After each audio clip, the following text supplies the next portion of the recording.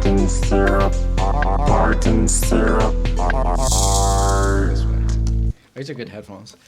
I was gonna get these headphones instead of the PX. What was it? PXC 550 Sennheiser. Sennheiser was good, yeah. Yeah.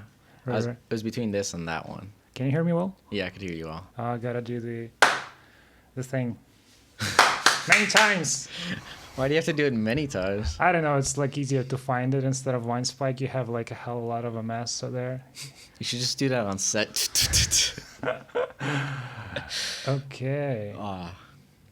So I don't really have any prepared set of questions. Okay. So let's just talk about stuff. Tell me the thing you were telling me. Yeah. Okay, so I came up with a sketch that before I explain it, I would just want to say it is inspired by the creator of Regular Show. Like he did a sketch to Cartoon Network, and it picked up on it, and it's loosely around that. Not loosely, it's a lot around that. But it was I like the idea of like playing around psychedelics. So the way the story kind of starts is like a friend wants to get his other friend's reaction by putting him on like a small dose of shrooms or acid while they're working at a gas station in like a desert or somewhere far away. Right. And he wants to capture it on the security camera and then put it on YouTube because he thinks it's going to be so fucking hilarious. And he wants to do this at the latest shift so like no one walks in.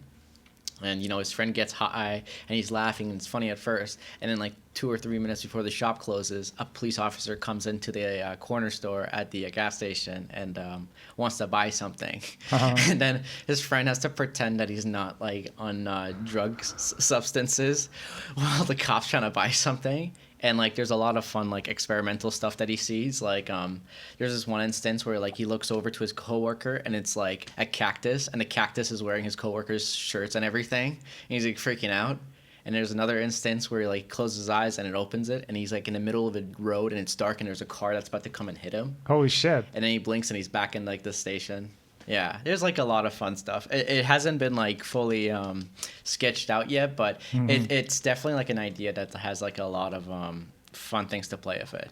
One of the fun of the things that I want to do with it is like the main character rubs his eyes and the screen goes black, and then when he stops rubbing his eyes, he starts seeing stuff from the cop's POV, like point of perspective. And then he's like, so cool. And then he's like, oh fuck, that's me. And he's like, okay, take out the money from the cash register. And he like he's like trying to do it. He's like, oh no, that's my left hand, my right hand. And he's like, wait, I'm not looking at the cash register. This looks weird. Look at the cash register. Oh my god, that's a great idea actually. Yeah. Wow. People might steal it, actually. Well, no, it's okay. No! That's so funny. Yeah. So you're actually planning to film it, Yeah, right? I want to film it. And the thing I want to do with it is, like, I just want to shoot it on an iPhone and very basic lights. Because it's not that I so much don't like shooting with, like, nice cameras and nice lights. I like the idea of, like, just shooting it as you go and like not worrying it, because like when you're like a young filmmaker, you don't really want to do too much producing and stuff and worry about the equipment and the cost. You want to put most of your energy on like just directing. Right. And I feel like for us film students, it's like 85% of our energy is like spent on like actually trying to get the film made, and then like the other like 15% is like, okay, I'm gonna be creative, I'm gonna put my creative brain to use, you know. Right. Yeah. Right. Yeah. Have you seen actually some movies that were shot on an iPhone? There's so many that people talk about that I like. I've seen commercials. I've seen some movie. I think the only one that I've heard of that I haven't seen is the Florida Project. And is there any one in particular? Like it's a short movie or? No, it's a whole movie, and I think it was nominated for like an Oscar. What? Yeah. Seriously? I might be wrong, but I'm pretty sure like the I think it was called the Florida Project. It has what's that guy from Spider-Man, the Green Goblin? Oh, the very first Spider-Man? Yeah. I don't remember his name. See, I'm bad at like that too. Right. Yeah, but he's in it. It's like the guy from the meme, like, I'm kind of a genius. that guy, right? Yeah. Yeah. Or I forgot the other meme. It's like, you can't do this. I've built this. or yeah, that one. I'm kind of a genius myself. Yeah. See, the thing is, like, when I went to film school, I had no idea. Like, I wanted to make films and stuff, but I didn't like know like what kind of lenses there were, what kind of filmmakers they were, what sort of things they were. I kind of like had these like ideas. And I'm like, okay, yeah, this would be cool to shoot. This would be cool to shoot. Right. And then when I go to a film school class, which I mean, I guess I get what I deserve, but like everyone knows like, oh, this film is by Tarantino. This film is by Martin Scorsese. This is called the Dutch Shot. And then I had no clue about any of that. Does going to film school change your taste for movies? Yes and no. I had like, I think in some ways like people, I don't know in what way, like there's always like cults that, not cults, but like, you know, you always talk about in your friends like, oh, this film was good, this film sucks. Like you obviously talk about it more in your circle, but I don't think it changes it that much. Right. I think the only thing that I've really understood when I went to film school is like I hate the question, "What's your favorite film?" Because for me, it's like there's no such thing as like my favorite film. I mean, I have favorites, but like it depends on the season. You know, if I'm feeling romantic, if I'm feeling, you know, action, you know. Right. Yeah, but I don't think it necessarily changes it too much. But does it spoil the experience? Because you're trying to notice all the shots. No, I'd never do that. Our teachers like told us like he once like studied films for a thing and he watched like one film a day. That would just like burn me out. I would. One film a day. Yeah, our teacher Dusty. I think you know him, right? I think I've met only Michelangelo or Raffaello. What's his name? Donatello. Yeah, and Pino. Like with the long name. I have no idea. Raffaello? Donatello, one of the Ninja Turtles. Raphael, Michelangelo. Yeah, those are the only two. I don't think we have Leonardo. Right. Or yeah, but no, I feel like that would ruin the experience. I feel like films are made to be like enjoyed in a way. I mean, yeah, you could always take inspirations from it and stuff, but if you like focus on like the shots and the angles like for too long, you're just like missing out on the experience. Right. Yeah, I feel like what helps, well, at least me and some people that I know, like with film experiences, like you watch a film and you have a good time, and after you have a good time, you get inspired by it, and that's what makes you like helps you become a filmmaker. Because like, let's say you're having a creative, like, you know, you can't think of anything creative and you're like really dry, and then you just watch something that you find really funny and it makes you like happy, and you're like, oh, I'm in the mood of making something cool like that. Yeah. Do you have any directors that you kind of like? No. No? I just watch films. I don't know any big directors that I like too much. I know actors that I sometimes like I'm in a mood of watching. Right. Like I love watching films with Adam Driver, Ryan Gosling, and then other ones. It's embarrassing how low like of a name. Like I know them in the back of my mind. If you even say it, I'm like, oh yeah, that actor. Oh yeah, that director. But like I usually more than most times just pick an actor that I like because they're either very charming or very funny on screen. So Right. I'm like, they'll carry this film. As long as they're in this film, I don't care how bad the script is. It's gonna be funny or gonna be decent. Yeah. Yeah. Can you tell me about the process of writing a short movie? Like I know it takes a really long time, and how it's really creative. Yeah, well, I'm not an expert on like how to write a short film, and I'm not like, you know, I don't have any huge accomplishments to make my word better than anyone else's word. But from my experience, it's like you first like come up with like a few drafts in your head. You're like, okay, this would happen, and so, you know, like beginning, middle, and end, and then everything else just kind of falls in place.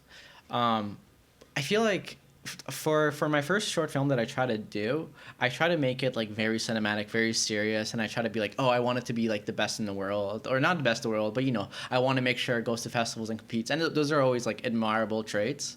But you should never like start a story thinking like that. It should always, from my experience, like making the second short film we've made, I feel like it's a better place to start for like, oh, I enjoy this. I think this would be funny. I think this would be fun. Instead of, I think this would be really appealing to everyone. Yeah. The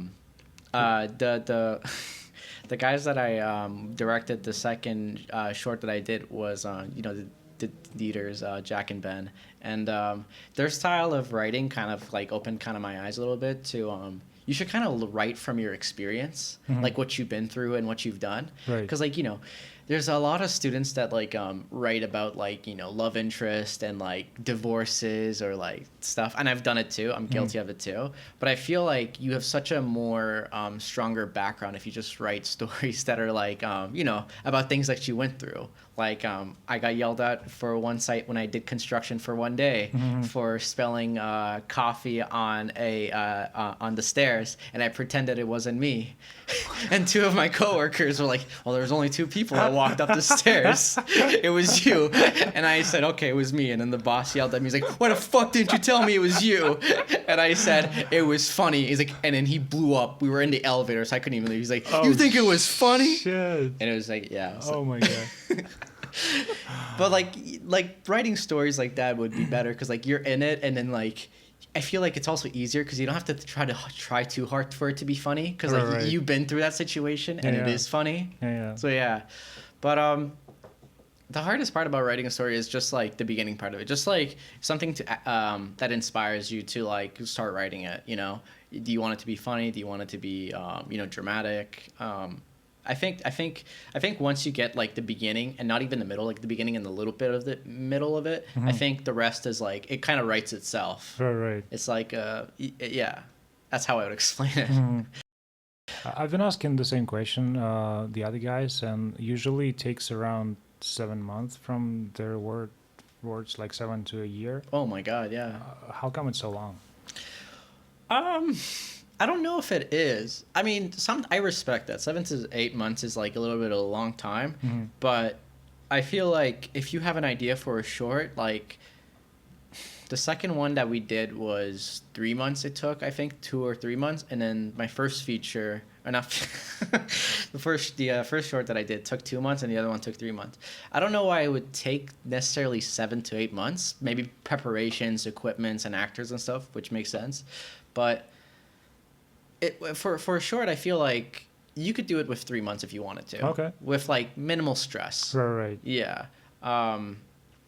But that's just my pace. Theirs might be way more high quality and stuff. Right. But for my experience, you could do it in like relatively low time. Because like I was telling you a thing about that story about the guy getting on acid on the gas station. I was thinking about just shooting with an iPhone and just using very cheap natural lighting.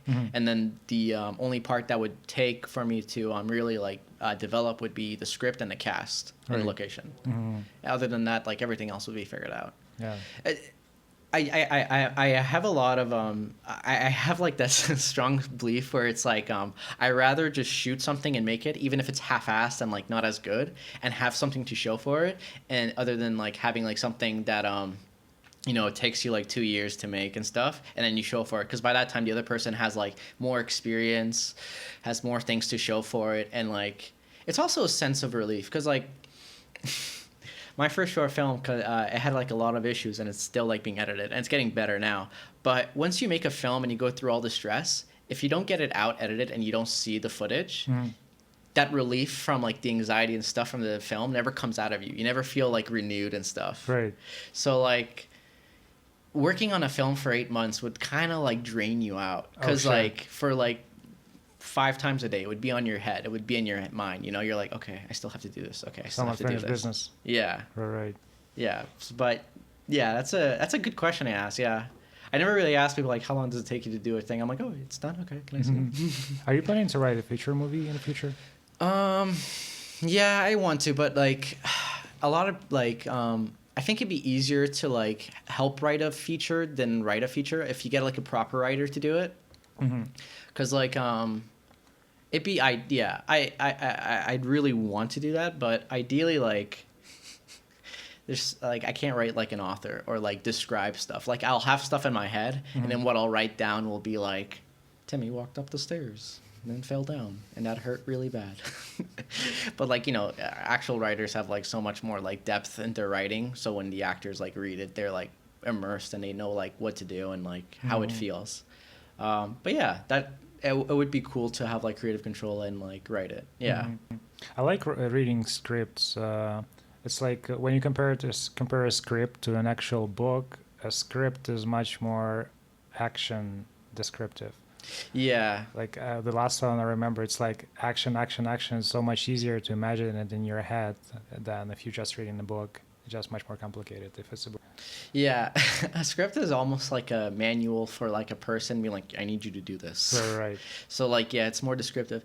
Does that make it also more fun to? Do you find scripts more fun or books more fun? It's more easier to read for me, and like it's more vivid in my mind, so I enjoy it more, I guess. Yeah, that's actually a good point. Because why don't they write books like that? I mean, obviously, because like it'd be like really strange, but like when you're writing a script, you do have in your mind like I want to make this as immersive as possible, so whoever's like reading it could like really get into it and understand what I'm going for. Whereas a book is like it's kind of the same thing, but like not as focused on like the human interactions and like how immersed you want the reader to be. Right. I mean, you do, but yeah, I kind of understand what you mean. Yeah. I wonder if there are any authors that actually write in that style. That'd be interesting to check out. Yeah, holy shit, that's a good idea. Yeah. Have you ever thought about writing a book or something, a story maybe? Not really, no. I've like journal a little bit, but that's just kind of like so I don't overthink. Right. But writing a book, that'd be cool. Even journal a diary or something? Yeah, like a journal or a diary. I've done that a couple of times. It kind of helps. Every therapist that I've like been at, I've been like at 2. They always come back when you have like too much thought or anxiety. Write down your thoughts. Write down your thoughts. And I'm like, I've been writing them down for like 5 years. It's not helping me. But like, yeah, I guess it's good advice because I guess like if everyone with a degree like tells you to write it down, then they know something that you don't. Yeah, but it definitely helps. I used to write in a diary too, but then I switched to recording my thoughts on a. That's so cool. Yeah, it's just so much easier. You kind of talk to yourself, and then it gets recorded, and you kind of get the feeling like somebody is listening to you, and you just get the thoughts out of your head and the problems out of your head, and just you can solve them like that. Fucking love that because like I always pictured in my head because before film school I did criminology and I always pictured if I ever became a detective, and I'm on a case, I'd be like, victim licked his cup, but left it on Oh my god! I just remember the first time I met you. You were wearing that detective coat. If anyone knows the TV show called Detective Columbo, I think what it's called. You just reminded me of him so much. I love it. It's like it's got that nice old pattern on it and stuff. And I couldn't read this. When I saw it, I'm like, I need to do this. This is how if I ever die, I want people to picture me with that. Have you ever thought about acting in your own movies? Or in movies in general? I would never want to do a main role or like a huge supporting role. I would love to be like maybe a main character because like I don't think like I don't know like I don't think I'm that like good at like acting and like it'd be fun at the moment but like it's kind of hard. I kind of did acting on our second short film and my friend Jack trying to direct me and I skipped up the line and I missed it a lot and I think that was maybe because I was tired and we got everything together and we were starting to shoot but I started getting a little bit mad. I'm like, okay, I get the line, start shooting, and it was taking like an hour for this one scene and I was like, no, I don't have like the temperament for like being an actor. I think it comes with the experience. I'm pretty sure you'd make a great actor. Thanks. I would try some small roles and see where it goes from there. I feel like you would make a good actor. No way. Yeah. No. Yeah. You would definitely be like a person. Justin is like one of the best actors that I know. I still remember his when he was an actor in John and Benny's. Did I say John? And Benny's and Jack's film. Yeah. Like his. His name no, it's David. Sorry, never mind. David? Jack's actual name is actually John. Oh, is it? Yeah. Oh. Well, they changed it, but yeah. So you weren't technically wrong, ish, but yeah. Right. Which film did he do? Oh, The Fly in the restaurant. Yeah. The Fly in the restaurant. I don't know. That's why I remember the Fly. The guy wearing the Fly costume. The restaurant. It was a little bit creepy, but I loved it. It was so cool. Yeah. I love that set. Yeah. No, yeah. I think the people that you least expect to be an actor could like be really good at acting. Yeah. I like the art that you have for the thing. Serp. Thanks. Yeah, I made it myself. I kind of copied it and made it myself, so it's like 50-50. So you're like all artists. Yeah, You yeah. just copy something and make it your own. That's how you survive as an artist. Yeah. Well, I mean, nothing's ever like made purely by themselves. Everything's yeah. inspired by something. Yeah, yeah. Yeah. You know, coming into this interview, I was like walking down the hallway and I'm like, you know, normally if I met you on set, I would have like 100 things to say. But I felt like when I would sit on this chair, I would just freeze. Right. And I would just be staring in your eyes. And it would just be like every other podcast, like talking constant. And then me and you just be sitting here and we're like, Good weather today. yeah. You're going to get these colored. Oh shit! Why is it so different though? I mean, when you have a conversation and when you have to record it, I mean, there is no one in here. It's just you realize the fact that there are cameras and microphone, and the way you behave is different. What's the difference? Well, it's kind of different. Well, no, I wouldn't say no one's here because like the cameras and stuff. Like, even if one person or two people see it, you're like thinking, okay, people are gonna see this. So you Right. try to be not at your best, but like where it's like you seem engaging and like into like what you're doing. But if you're just having a conversation, there's no pressure. Right. Like I could say like something really dumb to you, and Uh-huh. I would like, we'll just go by and we'll talk about it tomorrow. I say something dumb here or something very bad. People gonna see that. People gonna laugh at me. Yeah, or me and be like, okay, well, I'm never gonna work with that guy again. He said what? Oh shit! You just start bringing up Palestine and Israel and all the most controversial things. Oh shit! No, I'm not. Okay. Yeah. Oh god damn. But how's it been since graduating? Because you've been doing a lot. You were in other schools and stuff. You've what was it? You graduated from film school and then you also almost did an engineering. degree? It was an audio school. Like they had a film program, but it was the audio program. for Audio me. program, yeah. Then I did the computer science program. I actually still in the middle of it, but I'm taking a little break right now. That's what I've been doing. Okay, tell me if this is how you feel. So I dropped out of like university mainly because I wasn't really getting good marks and I wasn't like too into what I was studying. But after like getting out of thing and then going to film school, because you know how film school is kind of like an entrepreneur path. I mean, depending on if you want to be a grip or an editor, it's kind of like more like it's still kind of entrepreneur. Right. But what was my point? So what I'm trying to say is like, so when I quit that stuff, which is I was trying to do criminology and like you get a degree and then you get the job and then from that job you get more jobs because based on your experience and they don't look at your university. For film school, it's just kind of like making connections and then working off your own work and then like it's basically entrepreneurship. And I was saying like because of my experience at like taking an entrepreneurship path, if I ever went back to university, I would be like, this is so much easier. I just get good grades and then like the rest is like the system does it for me. I mean, I still have to interview and make a resume and stuff, but like my credentials of where I graduated is like infinitely more important than it would be like for film school. Right. So like I was saying, my question to you is that do you feel like if you were to go back to school, coming from audio school and stuff, like you would do like your task and stuff so much easier and better now? That's a good question. The one thing that I learned from going to audio school and schools like that in general, you learn how to socialize there.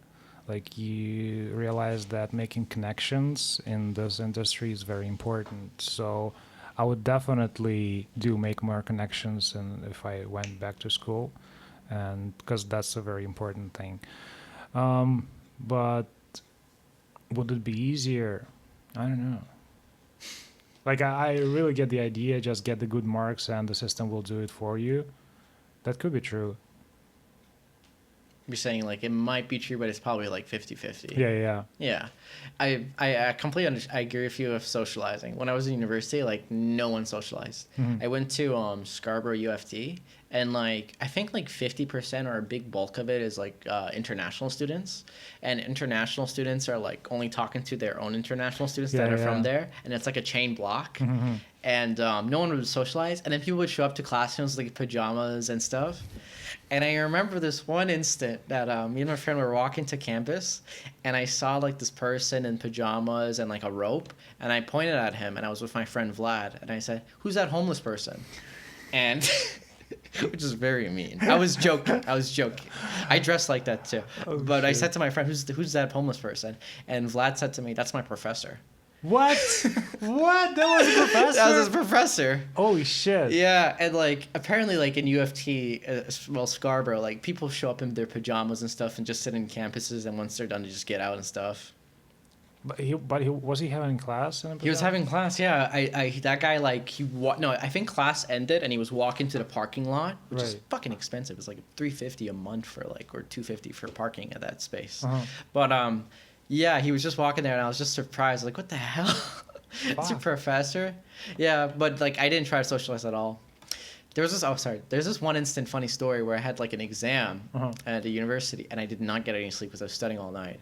And I took these small red pill bottles that are like 5 hours thing to like keep you awake. Right. And I'm like, okay, I need this.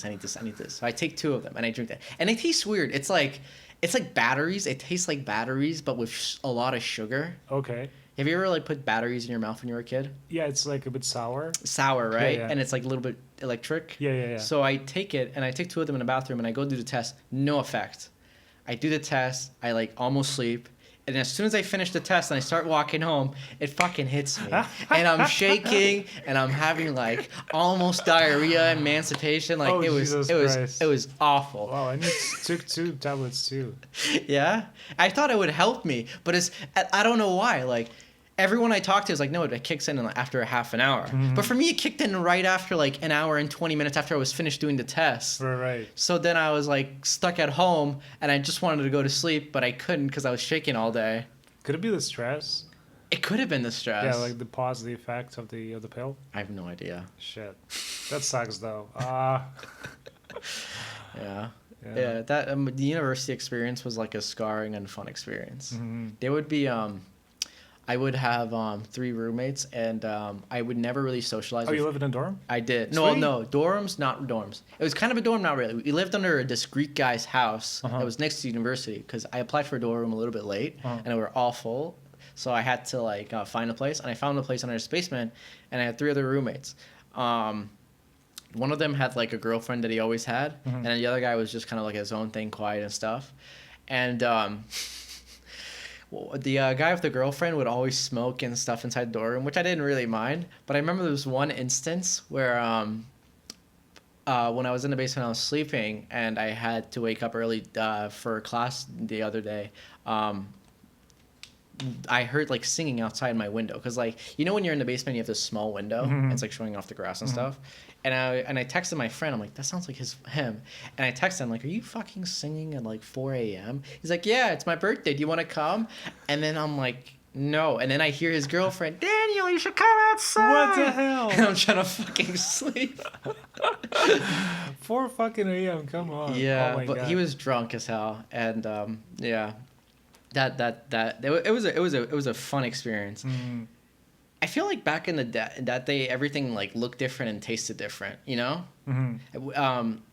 You're an immigrant too, like me, right? Yeah. When you like came to Canada, like what was like the first thing that popped into your eye that was like so different from Ukraine? The smell. The smell? I remember the smell.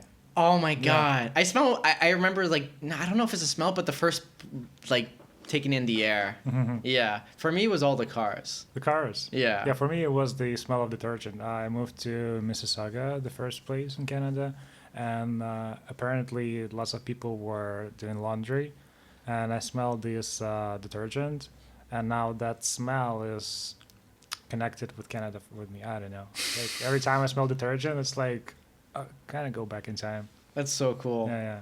That's I kind of have that too, but for me, the only thing I have that smell is like when I first bought an Xbox 360. Well, my parents said I didn't have a job back. I like smelled it, and it smelled like a manufactured new thing. And I Right. smell it inside of like new cars or like new taxis that I get inside of, like that smell of like when it just comes out of the factory, and it's always reminds me back of like Halo 3 and Xbox. It's a Yeah, nice I get thing. that. Yeah. I like the smell too. Like the plasticky and you. Yeah, it's such a good smell. Do you ever smell books? Like every time I buy a new book, I don't know, I just open it and smell the. It's so weird. You just have this little urge. You never do that in the library, do you? You don't just No. go in and No, pick no, a book no, and just no. There's like people looking at you, and you're like, Oh, fool. You like get high off it. Just so many people touch that. Like I don't know if the book is very old. Like a year ago, maybe 2 years ago, there's a it's called Monkey Pawn somewhere in Bloor, and it has a machine that pops out books. So you put a token in it for $2, and it gives you a random book. And I got a book from 1892, Damn. like a fiction, and that one I had to smell, even though it was old. I do that too, though. I'm not gonna lie. I do that too. But even with girls, I think it's just there.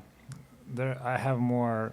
Like some people are touchy, some people are visual. I'm more smell oriented, and like when I'm chilling with a girl, I just smell over everything. Like, you smell so good, and she was like, "Why are you smelling me?" It's like, I need to know your perfume. Yeah. I'm like that too. I sometimes walk down the streets of college and I smell like good guys' cologne. Like, I smell good, like, I forgot, like, is perfume like unisex or is it like for girls or for guys? I think nowadays It's unisex, yeah. right? But I sometimes I smell like really good colognes and I'm like, man, that smells really good. And I start walking and I don't like trace the smell, right? But I hope like it follows me for another 5 or 10 seconds. I'm like, I could sniff this up all day. It's so good. It's like the right amount of like spice and like nice like sweetness of smell. Right. Yeah. Yeah, some colognes are very good, but some are so annoying, and maybe people are just putting too much on themselves. 'Cause Yeah. I've seen some people, they do this kind of stuff. My favorite is I remember in high school people used to get their axes and they would like in front of them, not on their body, and they would fall down and they just walk in them. And then you have like a mob of girls running after you. Yeah, just like they advertised. Oh my god. Yeah. Yeah, I think I'm a smell person too. Yeah. Two smell people. That's what we are. We just love The weird stuff. weird stuff. It's better than feet stuff. Oh, I'm yeah. sorry. Feet is just fucking weird. Everyone's feet looks ugly. I'm sorry. Like not ugly, but like it's feet. It's like if I looked at like 10 different feet and you told me one of them was Margot Robbie's or Right. Megan Fox's, I Yeah. couldn't tell you. Like I'd be like, it's just the feet. Everyone has the same looking toes and feet. I don't know. Like I might have a kink for feet. Like not super crazy, but like I can go for it. I'm not king shaming. I'm sorry. But I don't get people like the boob guys. The boob guys? Yeah. You don't get boob, but you get feet. Come I on. get boobs, but like when people are getting crazy over huge boobs, like in Japan, sometimes you watch some Japanese porn, Oh my god, yes. and they just love ladies with huge breasts. It's and like bigger than their body proportion. Yes. I'm like, what- why? Why? Just like make it like, Yeah, normal. Like even if it's like slightly bigger than their like waist and hips, I get it. But like Yeah, it's just I don't get it. I don't get it either. It's too much. Yeah. People like makes like requests to the artist like, hey, could you just draw like slightly bigger than normal boobs? And then the artist's like, okay. I was like, great. Now I just have to. I can't do it now. Oh shit! Yeah. Yeah. That's funny. It's funny. I'm not gonna say someone by name, but it's so funny. This might be a cultural thing, but someone on set that we were working on last time. I'm gonna say his name, but like he was like telling us, guys, I need to talk about something. There's way too much mom and sister porn, and I was like, yeah, there is. Why the titles? Why the titles? Like it could just be like two women, good time, whatever. Well, why do you have to title it like mom and like why? No one like who gets hard off of it. Like no one is gonna be from the south or like the weird parts of like Europe or like Right. Middle East or something like. There's gonna be like, oh yeah, sisters and everything. Like who's asking for it? Is it on high demand? I think it just feels different because it's kind of forbidden. It's like forbidden fruit, and people kind of get more. No one, but I like what's the population of people that are like, yes, I want to have intercourse with my mother or sister, like not that high. Not high, yeah. So like what's the demand? It's like my friend's mom? Maybe I could understand that, but it's never titled that. Right. It's just my mom. Yeah. That's weird. Yeah. Stop it. Stop. You pervs. Just change the title. God. But I guess there is a demand. If people keep doing it, I mean, yeah, people they're- keep watching it, so that's why. I mean, as long as the classic stays, you know, I'm stuck in the under the thing. I'm stuck in the washer. Please the help. best. It's the best. It's so fucking best. I was in a history class with Scott. Apparently, the first porno that like was because porno was illegal because like you can't do sexual favors for money. So videotaping it made sexual, and that's the history of porn. But apparently, the very first porn sketch was like two people were in an elevator, and one of them got out, and the other one was like they were having an argument, and the guy's like, "Fuck you!" Oh shit! So the woman was like, "Fuck you," and then the other guy was like, "Fuck you," and then they started having sex. What the fuck? And that was like the first script. It's the greatest thing ever. What a plot! Oh my god! It's such a good plot. I always wonder like, are like porn directors like really on cocaine and like, all right, just do that. Yeah, that's good. No, you gotta make it real. Oh my god! Close up on her face. I just remembered. Do you remember the first time you encountered porn? I still remember VHS. Oh my god, really? Oh, VHC, right? The video cassettes. I have something embarrassing to say. And I remember my brother he bought a porn cassette somewhere, and he put it into a different cassette folder. Yeah. Like the something Christmassy. And I remember, I want to watch that movie. Like I was watching the collection of the cassettes. That's about Christmas. That should be a comedy. That should be fun. Oh, how old were you? Oh, that's a good question. Around 7, 8? Oh my god. That was young, yeah. That's so funny. And yeah, I just start playing it. And this is not Christmas. This is something. Yeah. That's so funny. Yeah. You kept watching though. You didn't like turn it away, did you? I was curious, yeah. I was curious. Sure. I watched it many times after that. My first encounter with porn, it wasn't really porn. It was kind of embarrassing. I went on YouTube and I put lesbians kissing. And I remember the video. It was two very attractive women that were kissing in like a pool, empty like community pool. And my friend like found out that I was watching it on YouTube and he's like, "Dude, you know there's porn, right?" I'm like, "What's that?" And he shows me. I'm like, "They could do that? There is this many videos online? Oh my god!" Holy shit! And like, I just started like browsing. I'm like, "Oh my god, so many ethnicities, so many positions. The user interface is so much better than YouTube." You're right. I still remember like the one time when I was trying to find porn on YouTube. Like, it's not finding anything. Why? Like I spent good 2 hours. I didn't find anything. Yeah. Porn is one of those things where it's like, I guess, I don't know. I guess for guys it's different. It's like, you need to do it to clear your head and stuff, and you do it. And then after you're done, you're just like standing there. You're like, what have I become? What have I done? I'm a fucking degenerate. I hate myself. This is so true. Oh my god. You know, and it's like, everyone says this and it's obvious, but like, you never want to catch yourself seeing yourself jerk off. You're just like the biggest, stupidest looking person ever. I remember someone commented a guy coming during sex, some girl, and she explained like the guy's face looks like what did she say? It's full of dry tears. Something like that. His face is full of how? What is that supposed to like? It's like he's like that, but then he's just never crying. Right. Oh shit. Oh god. Yeah. Let's just change the subject. Okay, Talk about porn too much. I feel like we're getting way into this. Oh god damn it. What else can we talk about?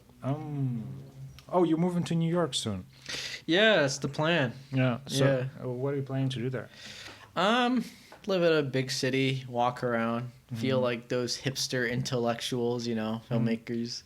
I don't know. It sounds exciting. It's weird, but like when I was like at a very, not like a young age, but like when I really got into filmmaking and like even when I was in university, I kind of wanted to always move to Brooklyn or like New York. Like I like rich cities and stuff and big cities, but I kind of like the struggle cities a little bit too, I like I love Toronto, and I think it's like one of my favorite cities too.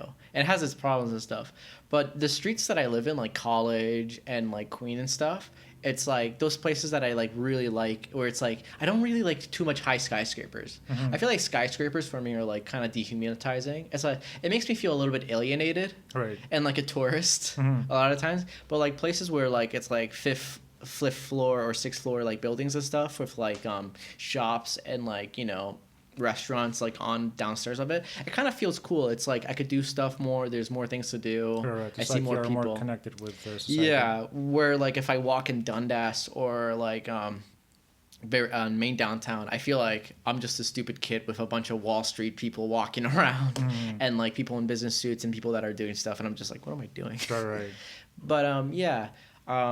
I don't know. I've always been really into traveling and moving and stuff, and like I like being in places that I have no idea what's happening. Like at like a young age, I like kind of saved up money and I went to Japan like when I was 18 for like a week. Fuck you. I'm sorry. I'm amazing. I know, but it was so cool. I was like, it was super clean, super nice. It was a funny story. I almost I told you. I'll tell it on thing about the flooding. Do you remember or no? I don't remember. Wait. So when I went to Japan, I like was at Kyoto, which was their former capital, and then they changed it to Tokyo. Right. I don't know what's the political reason was for it, but I went there. So I checked out Kyoto. It was super fun, super clean. And then when I went to Tokyo, I wanted to buy my sister a mask. This was before like COVID like really blew up and stuff, right? I think no, this was before COVID. Right. She wanted a mask with like a cool design that one of the rappers that she really loved had it, and it was made in Japan. So I go there and I couldn't find it, and it's like it's the second last day before my plane takes off. So I took a bullet train from Kyoto to Tokyo, and I go and I can't find it. I'm trying to take the bullet train back, and I find out that the bullet train stops like working after 9. Right. And I'm a city away from where my airport's gonna be and taking off, so I was gonna lose it. So then I'm like fucking panicking, like holy fuck, what do I do? So I have my phone. I kind of Google spots to like get to that old city, and all it says on my Google Maps is that there's a bus that takes me from Tokyo to there and like the perfect time, but it doesn't tell me which side of the bridge the bus is on. It's like this huge bridge. So I'm like, there's like 4 buses on each side of the bridge, and they're not all parked there. They're all coming like one at a time. So I'm like running across the bridge like 6 times, like, hey, are you going to Kyoto? Hey, are you going to Kyoto? Hey, are you going to Kyoto? Hey, are you going to Kyoto? And it was kind of funny in my perspective because there was an old woman sitting on the bridge, and I had a big pocket of change in my pocket. Right. And she would just hear every 5 minutes as I'm running like across and across and across. Felt like a SpongeBob sketch or something. Anyway, I make it there. I get to on the flight and I leave, and then I find out the next day that on the day that I left, there was a flooding that happened at the airport that I took off at. Right. Yeah. Oh. Okay. Now I remember. Yeah. So I was like, damn, I dodged 2 bullets. Right. I almost missed my flight and the airport almost got... Well, it did get flooded, but I almost, yeah. Yeah. But yeah, Japan was super sick. It was cool. How long you stayed there? I forgot. A week. I couldn't afford it That's more than better. that. I would hate you more if you stayed there for 2 months or so. No, I can't do that, no. I don't want to stay in a hotel for 2 months. Oh, you were in a hotel, right? Yeah. I could have been in an Airbnb at a house, which I think I'll do next time. It'd be more cool. But yeah, it's like super clean and stuff. And also, I was a weeb back then. Still am. Certified. And then one thing I didn't like about it too much is the work culture around it. Everyone always was kind of like in a rush in a state. It was kind of humid too, which I kind of liked. But it's kind of like I like warm weathers, but not like humidity weathers. It's like fuck, it's hard to breathe. Yeah. But yeah, it was cool. I saw like for instance like this woman that had like heels on and was wearing a very tight suit, and then she was also on a bike running down the street like with like a briefcase in her hand. It was something out of like a movie. Right. It was like it's the work culture there. Like you could just sense it when you walk across the streets and stuff. Yeah. Shit. Do you you just mentioned Airbnb, and I had this picture in my mind. Do you look for cameras there? Do you think people are actually putting cameras in their Airbnb? Fuck, dude. There was I do actually. There's this one cool device. I don't know if you've seen it on YouTube. It's like a laser reflector, and you just shine it everywhere in the room. And what it does is that it reflects the lenses of a camera hidden inside anywhere back. But isn't it too small? Like you'll have to really go everywhere with the laser. I don't know. I think it covered like a decent chunk of like area. It'll Oh, take a okay. while, but you could do like most surfaces that are like possible to do. Right. Like it's not gonna be like you click it and it's but like anywhere that could be like inside of like a napkin tissue place or like inside of a double window. Right. Yeah, but I think they do. Yeah. Gotta check it out. God, yeah. Yeah, because I've been thinking about that recently, and like, no, I don't want people watching me. Yeah. Uh, Have you thought about traveling anywhere other than Japan? Japan is number one, definitely. I wanna It's cool. live there for at least a year or maybe more. There is a lot of French people that go to Japan. French people? French people, like people from France, Right. like French people. People from France, like apparently, like it's their number one destination. Yeah, from Europe at least. Yeah. How come? I don't know. They just really like their culture and stuff, and I ran into like so many of them there. There's this one hipster that I kind of ran into with like ponytail back, shirt, and you get the gist. We have a lot in Right. college, but I was like walking into this temple, and he's like, "Take your shoes off," and I wasn't even like inside the temple yet. I was about to take my shoes off, but he thought like he just had to give me the authority to like take my. I hate when people do that. I'm like, it's like, I'm fuck like, off. I'm like, dude, it's a fucking old ass fucking temple, and like, there's cockroaches. All right, Right. relax. You're not sacred here. You're not protecting Yeah. anything. But just when you're about to do something and people tell you to do this thing, it's like, I want to punch you in the face. I was like, dude, fuck off. Yeah, just fuck off, bro. I'll literally piss in the corner of this temple, and the goddess will help me. Oh, shit. I wouldn't do that. I But wouldn't. other countries aside from Japan, I would want to go to China, India, Africa. That'd be sick. Yeah. Yeah, those would be my three first ones. Where would you want to go for Africa? Because Africa is like huge. Would you Right, want to right. go north, south, central? I have no idea. That's why I want to go there. It's like I'm trying to go to places that I have really no information in my head. So any place in Africa would do. But So maybe, Egypt is like the last place you would go. yeah, maybe more south or in the middle of Africa. I kind of want to go to Egypt and stuff. Egypt. Yeah, because Right. like the fucking pyramids, dude. Like those things are fucking old. Right. And like, you know that saying where it was what was it? We're closer to the Romans, like in terms of time period, like timeline, than the Romans were closer to, like they're closer to us than they were to the Egyptians. Oh shit. Yeah. Oh shit. So the time that has passed between us and like the Roman Empire is like more closely linked than their time to the Egyptians. And we still have the pyramids. Yeah. Fuck. Those Yeah. things are old. Those things are freaking old. Do they have fences around the pyramids? No, they built cities around them, which is pretty cool. Because like imagine like waking up in the morning and getting out of your house, and then Right, there's right. like a huge pyramid next to you. So you can get. You could climb it. Really? Yeah. I thought you cannot, because I remember seeing a video on the internet. The guy climbed the pyramid on the very top, and people were chasing him. Holy shit. Yeah. Never mind then. Fuck. Maybe it was a fake. I don't know. Oh my god. Yeah. Yeah, but yeah, it's crazy. Sorry for changing. I want to kind of go to I don't want to go to South Africa because like I feel like it's like the most colonized place of all the Africas. You know, there's not much like there's obviously culture and it's beautiful and stuff there too. But I feel like Central Africa would be cool because like it's also like a little bit like not industrialized as much as Right. other places. Yeah. So it'd be cool like there. Yeah. Would you be afraid of the animals there? See, here's how stupid I am. I would rather fucking be like places with exotic animals than exotic instincts. Like not insects, instincts. Like I can't go to Australia. I would hate to fucking see a big spider. I'd kill myself. So you'd rather be around lions than? Well, okay. I don't mean it like that. All right. I mean like if there would be lions, sure. I'm not saying I would rather be in front of a lion than in front of a big Right. spider. Yeah, fuck. No.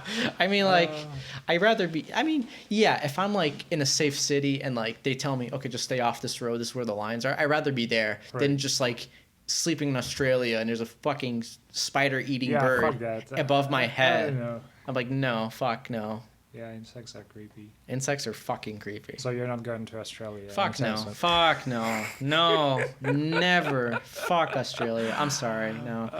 I just no. New Zealand's no different. I thought New Zealand was better, but I think they have the same insane insects Really? too.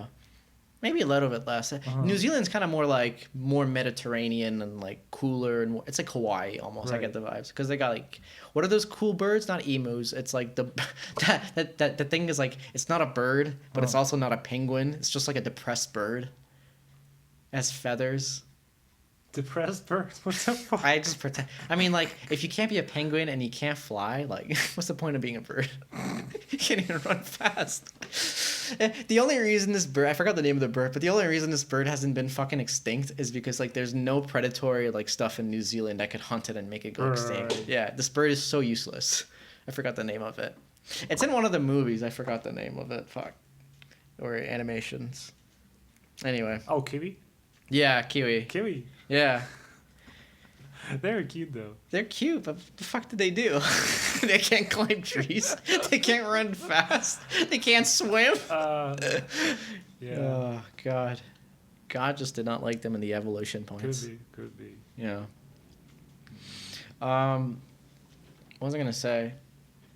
You know what's funny about being graduated from film school and like not being able to like immediately pursue like not making it like right away, like it's like a slow build up to like where you want to get to in film school. It's like trying to fill up like your day with like a bunch of hobbies and everything, and like I try to like have an organized schedule where it's like, okay, I'm gonna work out, I'm gonna draw, and I'm gonna learn guitar. Fucking have like done like 5% of that. I can't like. It's so depressing too sometimes because I'm like, all right. Why is it so hard to organize your day? Like, it sounds easy. I'm just gonna be doing that and that and that. Because like there's just so much more fun shit to do. Yeah, and so many distractions too. Yeah. I mean, like we live in a time era where like the time span or the attention span of people are like a minute or like an hour. Right. Like I'm guilty of this too. Like I don't want to watch a movie that's like 2 hours long. I don't want to watch a movie that's like an hour and 50 minutes long. An hour 45 is like good, unless like it's really engaging, like TikTok and everything, and like video games. Like let me just get in a match and play like half an hour, and I'll play on the next match. And with something like guitar or like drawing and stuff, it's like you first have to like do it. It doesn't sound like 5% like the way you want it, and then like you have to go back and like look at a video and look at it again. It's like it's patience, taking time, and you nurture, and it's like you really have to like critique yourself and think about how you're doing stuff and learn technique. Like you're really good at guitar. Oh, thanks. I'm surprised you didn't say like, yeah, I know. Like freaking I remember on the first set that we were on a I think it was it wasn't the first set. Did we meet on Justin's set? Justin's, yeah. Yeah, I was like playing this song on the guitar and I was like that might have been Justin who interrupted it. No, I think it was you. I played like the Left 4 Dead song. The melody. Right. Da, da, da. Yeah, I remember that. And I was like, yeah, the crowd's liking it. Yeah, cool. And then you pick up the guitar and you just fucking play it. I'm like, sorry, bro. I was like, God damn it. And I'm like, the whole time you were playing, I'm like, come on, just miss a note, miss a string, make a bad sound, just anything. Just played it so smoothly. And I'm like, I'm an amateur. Oh, sorry. No, it's good. Mean to do. No, I mean, like, it was cool because then I was like, oh, I was wrong. The song actually should sound like that. Never mind. Why do you think actually the attention span is getting less these days? Entertainment's just everywhere. Because of the entertainment? Yeah, just like everything's in your face and like everything's fast. Like, I feel like a fucking person trying to pretend to be in a TED Talk, but like, you know, you have your phone. You know, like if there's an earthquake in Philadelphia or like across the world, and you know it. It's also like you're just being hit with everything so fast that you just move on and pass on next. Like I used to be really sad about like certain tragic events that used to happen, like an earthquake in Iran or like other places. But like nowadays, I'm like, fuck, that sucks. And then I switch. I'm like, oh shit, active volcano. Well, sucks to live there. It just reminded me of this comedian. What's his name? Patrice O'Neill, and he has a video on YouTube, and one of his bits was like a similar thing. Like he was watching a movie, and there are kids in Africa are starving. And it's like he was trying to give a fuck and just I can't. I don't give a fuck. It's just I'm so like on that. Yeah. I was also I was speaking of comedians. There's also another comedian that I kind of like. What's his name? He's the New York comedian. You know the star of the guy King of Staten Island? King of Staten Island? Yeah, he starred in that movie. He's like it wasn't really that. Pete Davidson, is that a comedian? I'm not sure. He's in SNL. Not sure. Okay, this is a bad way of saying do you know who this is? But his dad died on 9/11. I don't know. You don't remember him? No. Okay, well he had like imagine trying to like find someone's like fuck, what's his name? His dad died in 9/11. Remember him? Of course, yeah. Oh yeah. Firefighter. That guy. I forgot his name. I'll get. I'm a nobody, so it doesn't matter if I don't give him credit right now. But he had this one sketch where like he loved this. You know Louis C.K. Yeah. So he like looked up to him. Louis C.K. was working at this thing, and Louis C.K. hated him because he caught him like smoking weed and stuff. And he's like so upset, and he tried to get him fired, but he ended up not getting fired. Uh-huh. And one day arrived when then the sexual allegations and like the evidence came that like he mistreated his staff and like did all this fucked up stuff. And then Pete Davidson, or I think that's his name, the comedian was like, I was so happy that someone that I looked up to that I liked that hated me finally got fucking canceled like that. And I was like, that's so true. If that ever does happen to me, like with someone that's like very professional and like looked upon like really good, it'd be so relieving. That's like, yeah, he got canceled, he got caught, I'm good. Wait, is it? You said Pete. It's not Peter, right? Peter. What's his name? I'm gonna get his name right now. Because I'm curious now. I want to see. Oh, my phone is recording. 'Cause I'm thinking about the Indian guy. His name is Peter Russell. Russell Crowe. Peter Russell. Peter Russell. Yeah. Russell Peters. Russell Peters. No, Peter. No, it's Russell Peters, I think. I think his name is Peter. Because I remember he was. Pete Davidson. I was right. Pete Davidson. It is Pete Davidson. Can I see his picture? It is this one. I don't know the guy. Oh, you don't know? Like his name is kind of familiar, but I don't know. Yeah, he dated Ariana Grande for a little bit. Oh, really? Yeah. Wow. Gotta check him out. Yeah, he's pretty funny. His movies are like, but like his comedy is really good. All right. Yeah. Yeah, stand up is funny. It's fun to watch. It is, yeah. Nerve-wracking. I don't know how like comedians do stand up. Like anyone could like heckle you at any time, and then like you would it's up to you to like be like the person to like shut them down and like have a comeback at them. Mm-hmm. Yeah. Have you noticed though that black comedians are much more funny than white ones? I don't know. From my experience, I've actually had that experience where I'm like, yeah, they're more talented in it. Yeah. I feel like, well, who's your favorite like comedians?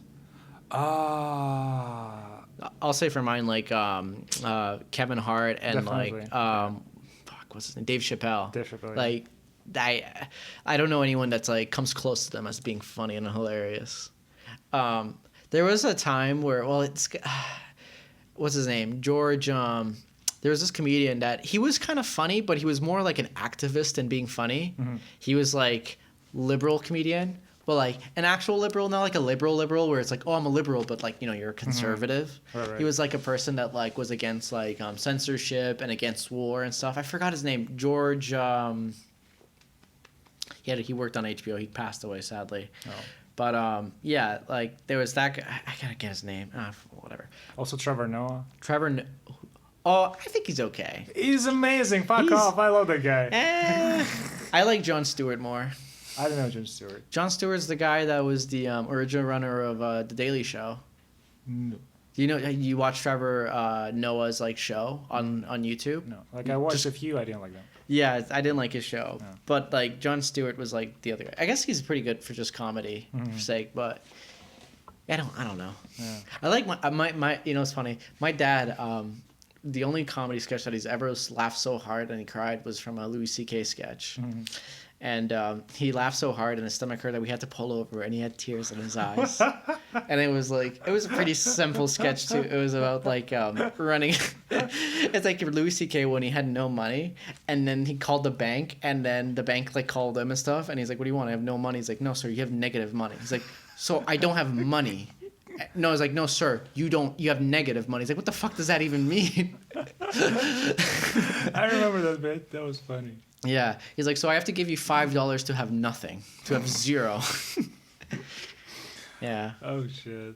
It's you know, there's something so like I love it. Every time I show my dad something that's like so funny, or any of my parents, and they laugh really hard, I love it. It's like such a rewarding experience. Right. Like I would like see something that I enjoy and stuff, but like it makes the experience like 10 times better if I see them like laugh at it. Yeah. Yeah. Have you ever showed your dad like any movie clips or like music and stuff that you're into and then see his reaction? Never happened. No? Never happened. Aw, I'm sorry. Yeah. We missed out on everything. Yeah. Um, I remember watching one time, what's his name? Patricia Danial again, and it was like night time. I was about to go to sleep, and I was just watching one of his specials, and he made a joke. I was laughing so hard. It's like my neighbors probably heard me laughing. I couldn't calm down for 10 minutes. It was so funny. It's just yeah. You ever, yeah, what was the most like recent time that you did like something like by accident or funny that like made you cry laughing so hard? Oh, that's a good question. I don't remember. Yeah, I don't remember the last time I had a good laugh. Yeah, I had a recent good laugh, which me and my roommate Jack were like coming back from work, and we were like driving back to downtown, and then we were next to this big apartment building, and there's a gym inside that apartment building, and people are working out, and Jack's like, "That's a good exercise," and I look over, and I don't see the gym because like I couldn't really see it. It was kind of blurry, but I see a poster of this guy holding an axe, and I was like looking at it, and I was like, I guess throwing an axe is like a good workout, you know? I'm like, yeah. And Jack was so confused. I was like, yeah, weren't you talking about this picture of the guy throwing the axe? And he's like, no, I was talking about the gym.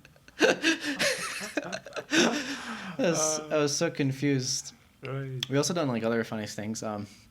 There was this one time where allegedly, me, Jack, and Ben, we were like walking home from allegedly college, and there was this yellow bench in front of this this restaurant, and we one day were like, wouldn't that look nice in our backyard? We're like, yeah. So we picked up the yellow bench in front of the restaurant, and we were just walked across it in the street. Oh my god! And no one stopped us. You guys are so bad. It's funny too, cause like no one questioned us. It was kind of late at night too. Act with authority, and no one will question you. Yeah. We'll have to take it away. You just yeah. There was a funny joke that I also wanted to do, which was the bench was kind of broken. It was like the park benches, but you know how like they have those metal poles where you could sit on it. Some of them will like come off and stuff. And after we allegedly took those, the shop put two small chairs that were yellow, because that's like the theme of their shop. It was yellow, and when they put the yellow chairs outside of their I was thinking to myself, wouldn't it be funny if we returned them the yellow bench and took these new chairs? Did you do that? You didn't do that. We didn't do that. Okay. It was like it's hard getting it out of the backyard. It's very tight quarters. Shit. That would have been funny. It's like, fuck, we lost the bench. All right, just buy new chairs. Yeah, and then the bench is back in the chairs. I was like, fuck. Oh my god. You know, the thing in Toronto that I didn't really understand until I moved is that everyone leaves like what they don't like on their front porch, and they just trade. Like, you get so much furniture from outside of Toronto. Yeah. Like, it was such a shock to me to see this kind of stuff here. There's so many good stuff too. In Ukraine, people never do that. Like, in Iran or in Newmarket. Yeah. If you can sell that shit, it never goes away. Like, yeah, a lot of people. I feel like in Toronto, it's just like, I don't want to put it on eBay anyway. I'll just do it. I mean, a lot of people do it, but it's just easier. Right. I found a $500 chair outside, and I put it in. And the only thing wrong with it was that it was missing one wheel. what? Yeah. You can make money out of that. I know. Yeah, just drive around the town. There's actually this person on Instagram that like does that. Oh, really? Yeah. Yeah. He goes around like buys stuff for like $10 or $15 and then sells it for more. That's a good business. But he goes to yard sales. He doesn't really. It's not in Toronto, but yeah. I feel like I'll be too lazy to do that. Even if I could make more money from that, I'd be like, I don't want to do it. It's too much driving. Right. Yeah, I can feel that. Feel that. What time are we at? 3. I feel like we've been talking for an hour and 10. That's a pretty good estimate. That's very accurate estimate. What the fuck? What time? How much time? It's an hour and 10. Holy crap! I am sharp as a nail. Oh, my bad. It's an hour and 5. You could have just lied. You didn't have to do that. Once you mistaken it, you could have just rolled with it. What's your ideal job to do? Like, let's say, like, I've thought about this a lot. Like, let's say you can't be like an audio person or like a computer programmer and stuff, right? And you could get like not a minimum wage entry job, but just like around there. Like, what would be like your favorite job to do? Just do like that kind of thing and just survive.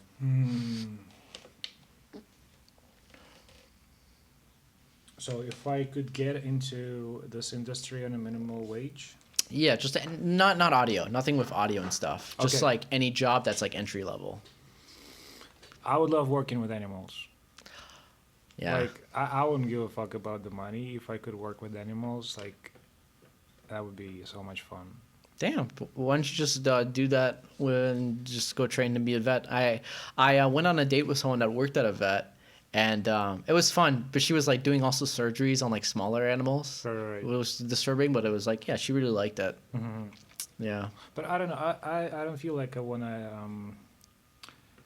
work with ill animals or do the surgeries or any kind of that stuff. I just want to have fun with animals. I don't know, like on a farm or something. I don't know. Be a farmer. Yeah. It's a lot of work. Yeah, it is. It is. Like, I found this channel on TikTok. That's right now it's one of my favorite channels. It's a lady from a farm, and she's talking to her chickens, and she calls one of her chicken Hennifer. Oh, that's so cute.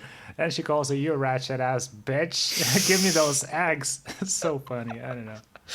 I wish I could have a chicken at my place, but they shit a lot, so I can't. Yeah. I mean, you could. It'd just be a lot of work. Yeah. It will get you annoying. But actually, some people put, what do you call it? The shit pants on them. Shit pants? The ones you put on children. Oh, diapers. Diapers. Huh? Chicken with a diaper on. Yeah. I think I've seen it somewhere. That's a great idea. Yeah. That's a great movie poster. How about you? What would you do? I kind of like working in like a downtown restaurant, being like a dishwasher and stuff. Really? How come? Because like I don't know, just something about like being in the city, washing dishes and stuff, and like I kind of like it, like taking out the trash in the back alleyway and then going back in the restaurant, going out for like smoke breaks and stuff. It always seemed really cool and appealing to me. All right. Yeah. Also, like, I watched this one movie. It's kind of an anime, and the main story was this guy wanted to be a shoemaker, and on his spare time, he would like design leather shoes. But the way he would make money to do that would be he would work on a restaurant. And I was like, dude, I could do that, but with drawing, and it'd be super cool. Another job that I would really love to do would be work in a bookstore. Oh, that would be so nice. That'd be so nice. Yeah. Because like bookstores have like the best environment. It's like quiet, ambient like sounds and quietness, and like people that usually go there are very calm and relaxed, and like you're around books and like cool fucking stuff. Like I would love it. Yeah. I actually applied for some. I haven't got any jobs yet. But if you're that indigo person that's fucking looking at my resume, I'm overqualified for books. These days for entry level jobs, there's just so much to do. I feel like I have the hardest time with them for some reason. Like I know like a lot of friends that have like back to back like jobs that with like Starbucks, McDonald's, KFC and stuff, and they just get it so easily. And then for me, I'm just like, just give me one job so I get the reference and experience. Because I did have it, but like I worked at Metro for a little bit, and then I worked at family restaurants.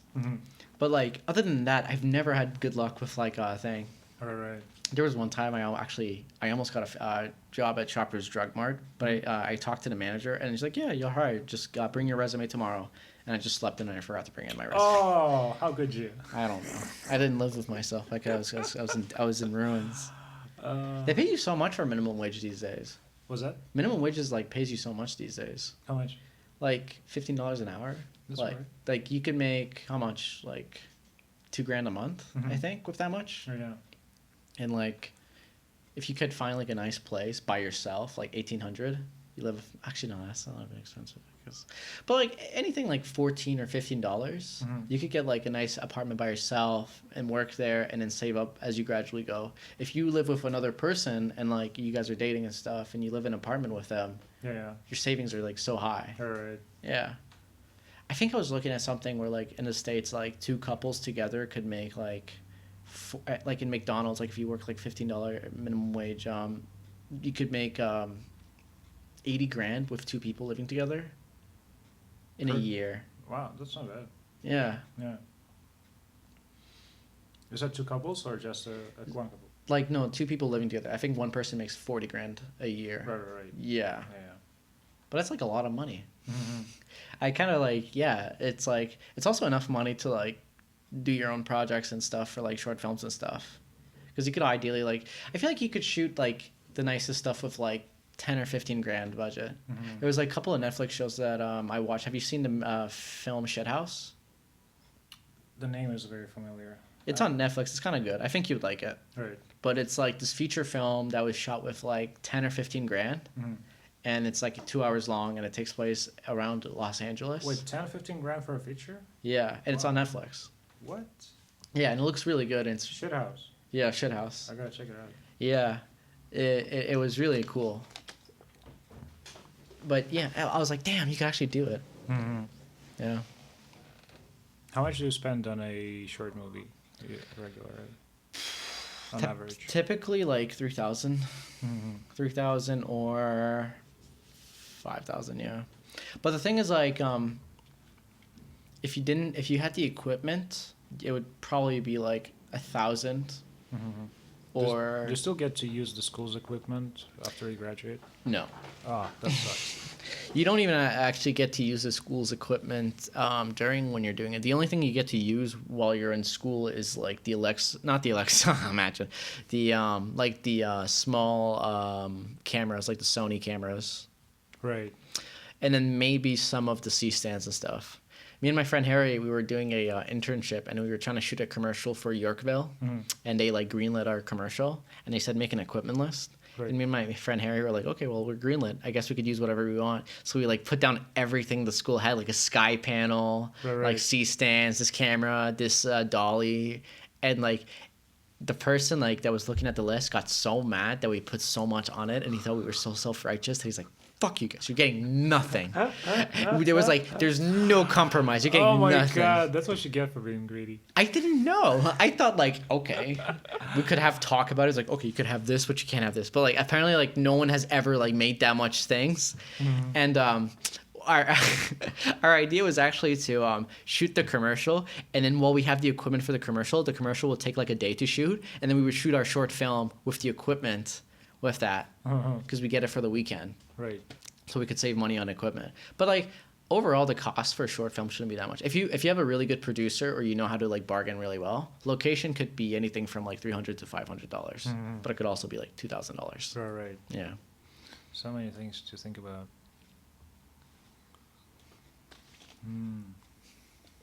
Have you ever thought about doing a short film? Never actually. Why not? I don't know. Never popped in my mind. You actually just put an idea in my head, but I don't know. It's not as hard as you think. I mean, it has its troubles and stuff like everything else, but like it always starts with an idea. And like when you talk about making a movie, like you don't have to direct it, you don't have to or necessarily be the writer. Like there's people that like write it and then have other people direct it. Right. There's people that would like really be interested in projects and they'd be like, okay, I'll produce it, I'll give you like $1,000, and then we'll both have our names on it. Right. So like if you like story making and stuff, you could choose other roles. Like if directing's not your thing, you know, you could always swap out. Yeah. But how do I know if I should do it? What if I have an idea, but that idea is already been put out? That's a good question. That's like the thing that I go through. The thing is like as long as you give your own spin on it and you're honest with yourself and you try to like, you know, do your own thing, like then it's your own creation. There's no such thing as an original idea. I mean, there's things that are like, you know, people have pioneered and stuff and they made very cool and stuff. Like the sketch that I was telling you about at the gas station and the corner store and stuff. Like That's not an original idea. It's the idea, like I told you, it was like the guy who made Regular Show, which is a cartoon, and the director of that, he made a patch that was basically that. And I'm trying to find ways to like add more and put a different spin on it, so it's Right. more of my creation. I'll always like give it a homage and say, yeah, I was inspired by that. But you just make your own thing and then like, you know, worry about it after. Right. Just like make stuff, because like even that person that I'm talking about, he might have gotten his idea from like a friend who told him that funny story, so it's not even his story, or like he might have watched it, or he might have even did it. Now, like thinking about that, this whole thing could be going way, way back in the past. Yeah, everything is inspired by everything. This is so cool. You know what's the coolest thought? So you know why like ancient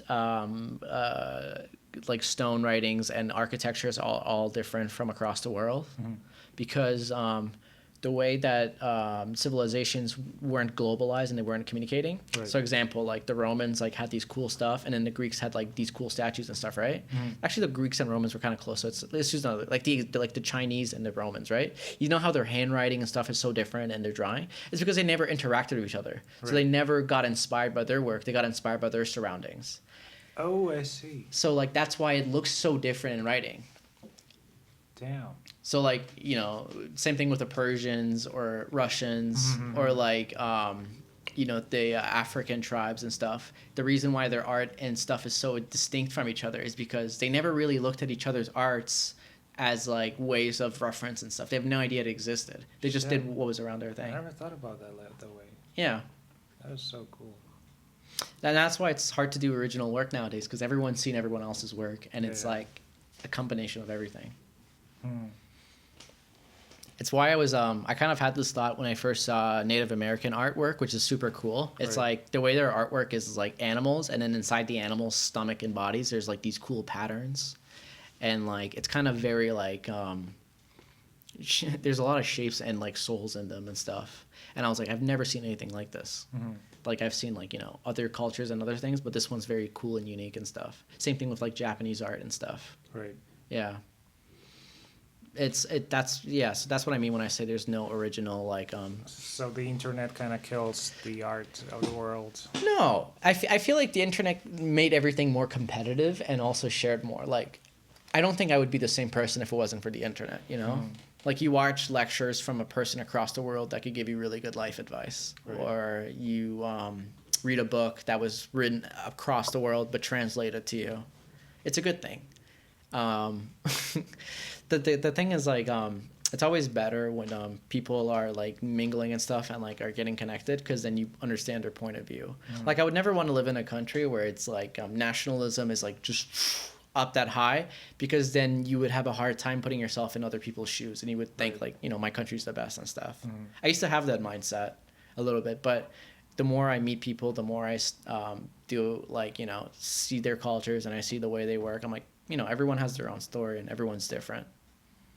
I'm still proud of like, you know, my heritage and stuff, and most people are, but yeah, I don't know where I'm going with this. Yeah, just telling the story. Yeah. Are you planning to go back to Iran in Japan? I really want to go. I really, really want to go. Well, when did you leave? How old were you? I was 9 when I left. 9. Yeah. Wow. Yeah, it was cool. You know, we segued away from it, but when I came here, one of the things I noticed is that there was like really new cars and like brand new stuff, because in Iran, the country's under sanctions, so they can't do businesses with other car companies as much. Right. So the only cars that are in Iran are very old French cars. Why French?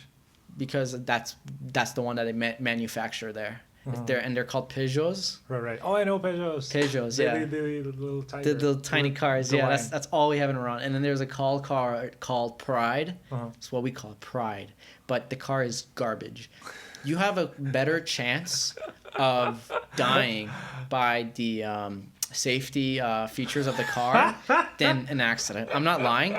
This car, you could be driving it. Oh my god. And then the airbag would kill you by accident by just going off, and then you die. Holy shit, that's scary. It's a walk. We call it the driving coffin. You shouldn't drive this fuck. It's a piece of shit car. I'm sorry, Iran, I love you. It's a piece of shit car. Pride. What a great name for it. Yeah, it's the least thing we want to be prideful of. Shocking hell. Yeah. We also have other cars that are good. I forgot the other one, but What was I gonna say? Fuck. What were you talking about? The cars and when you went back to Iran, how old were you? Yeah. I wanted to go back because my grandfather passed away because of COVID and stuff, and you know when you're young and stuff. I know you're not young anymore. I'm joking. But you don't really talk to your grandparents as much, and I never really got to ask them like, hey, where are you from? What did you do when you had like depression? What did you do and stuff like that? Because I feel like it's a huge thing to do, like when you have like not just your parents is like a different thing. They always give you advice, and sometimes you're like it's unwarranted. But with your grandparents, you ask them like, what did you do when you were in this relationship? What did you do when your heart was broken? What did you do when you were depressed? What did you do when you didn't know what you wanted to do with your career? Because like their wisdom and thing is kind of like, for me, it's kind of more validated more than my parents because they came from a different time era where they're just kind of dependent on themselves, or like they didn't have that as many options as we do. They're like, okay, I guess I'm stuck in a shoe factory. I'm just gonna work in a shoe factory until I die. They didn't really think about aspirations. And with my grandfather, his father died when he was like 6 years old. Oh shit. And he had to take care of his mom and his other siblings. Oh fuck. And then he became like one of the first, because Iran was like a very poor country when he was growing up, and he became a teacher without like going to school. He kind of taught himself how to read and stuff. He became a teacher? Yeah. Wow. And then he became a teacher, helped administer one of the very first schools in Iran, and then he did his own thing, and then he worked. And then he passed away, but I never really got to ask him anything like, where are you from? What was your family like? And when I asked my dad about him, my dad's like, I didn't even ask him either. I'm like, fuck. Shit. Yeah. But I feel like your grandparents is like a fun source of thing. Because like I genuinely like, I would rather ask my grandparents about like when I'm feeling down than, a therapist or like other people. Yeah, I wish I could say the same thing about my grandparents. I didn't really get to know my grandfather, but the only grandparent I knew was my grandmother and my father's line, and I hated her. I still hate her. Like when I was a kid, she would hit me with a mop. Oh my God. I was late to my preschool, whatever it's called, and because I was making backflips in the snow. And I would come back. She would yell at me, "You are late!" And she would get a mop from somewhere and start hitting me with fucking wooden mop. Oh my God, I'm so sorry. Yeah. And then one day, my mom was pregnant, and she hit my mom in the stomach, and the baby died. Oh my God. So yeah, I kind of hate my grandmother. What the fuck? That's fucked up. That's so fucked up. Yeah. I'm so sorry. Yeah. Oh my God, that's awful. Oh my God, that's so awful. I'm so sorry. Fuck. Damn. I haven't really hated anyone in my family that much. I kind of don't really get too close with them that much. I see them in parties. The only people that I was really close with is my cousins, because I never had like a brother. So when you don't have a brother, your cousins are your brothers. So I was hanging out with them, and I have one sister. Me and her are pretty chill and good. But yeah, I have one piece of shit family member that I hate because of a certain thing that he did to one of my family members. But other than that, yeah, it's good. I haven't, but my family and stuff, we're not too close, but like, we hanged around, and I like most of my grandparents. My family side and my mother's side hated each other. They like had trust issues, and then that's why we came here. It's because they didn't want to get a divorce, and their family was driving them insane. But yeah, I want to take a chance to like get to know my grandparents more. Also, like get to go back to the country and like explore it more and stuff. It's like it's funny because like when I came from Iran to Canada, I was like an outsider, and I constantly try to hide my identity. Not really try to hide it, but always like lie about it. Because like, when I came to Canada, like, the war in Iraq, Afghanistan and stuff. And like when you come from a Muslim country, you're like, fuck. It's not like I didn't get bullied necessarily in school, but like there was always like really bad jokes being said and stuff and stereotypes. So when people would ask my ethnicity, I would just always tell them like my other mix. So my dad's side is from Northern Caucasus. So do you know where like Georgia and stuff is? So that's where my grandfather is from, who passed away. So I would always tell them like, oh, I'm Georgian and Middle Eastern and Persian and stuff. And I would always like try to not mention my ethnicity whenever it came. And people always mistaken my ethnicity for either Italian or Jewish. And I guess I get it because I guess the curly hair and stuff. But every Jew I ask, I'm like, oh, do I look Jewish? And they're like, no, you don't. I'm like, okay, well, I get that a lot. And I said, do I look Italian? Like, maybe. One time, me and my mom got when we were getting our passport, they were asking about our ethnicity, and they're like, "Are you guys Mexican?" We're like, "No." What? Yeah. Mexican? Yeah. What the fuck? My mom was flattered, so I was like, "Yeah, no, Oh not my Mexican." God. Yeah. But it's funny now because like now when I go back, I feel like I'm gonna be even more alienated now because like I'm gonna have an accent when I go to Iran, and then they're gonna tell, and I'm gonna try to get back to that old way of culture because like now I feel kind of at home, and then I'm going back again. It's like the reverse. I'm gonna get alienated. It's so there again. weird. Shit. They're like, "Hey, look, it's that Western boy." Ew. Yeah, I'm like, I don't want to be that guy. No. Yeah. It feels weird too because when I talk to my siblings on the phone, I have an accent when I speak Farsi with my English thing, and I'm like, damn it. I used to think like conversations with my grandparents was like really boring because I always say, "Hey, how are you? Good, good. How are you?" And then they're like, "How is the weather? Good." And then I would hang up, and then they would say, "Good, okay, bye." And then I heard my cousin talking to them, and he has really fluent Farsi, and it's like the exact same conversation. It's just as boring. Right. Because I always felt guilty talking to my grandparents because I was like, I have nothing to talk to them about because I can't speak the language. But they just literally just say, "Hey, how are you? Good, good. Right. Hope you see you. Long live, bye." Yeah. You know what's? Go ahead. Huh? You want to say something? Oh no. I thought you were saying. You know what's really blowing up that everyone's getting into a lot? Boxing. MMA boxing. Right. I've seen it everywhere. It's like. You mean it's getting popular? Yeah, it's getting more and more popular. Like Right. fighting and MMA and stuff. And I don't know, everyone that I meet like wants to either like not everyone that I meet, but a lot of people that I knew is like they're trying to box and try to not get into UFC, but like trying to get better at martial arts and stuff. And it's funny because I'm like, why would you want to get in a fight? I don't know. I think I would want to learn some martial arts, but not for the sake of fighting or not for the sake of defending myself. More for like discipline and stuff. Yeah. Yeah. It's like art, learning something like that.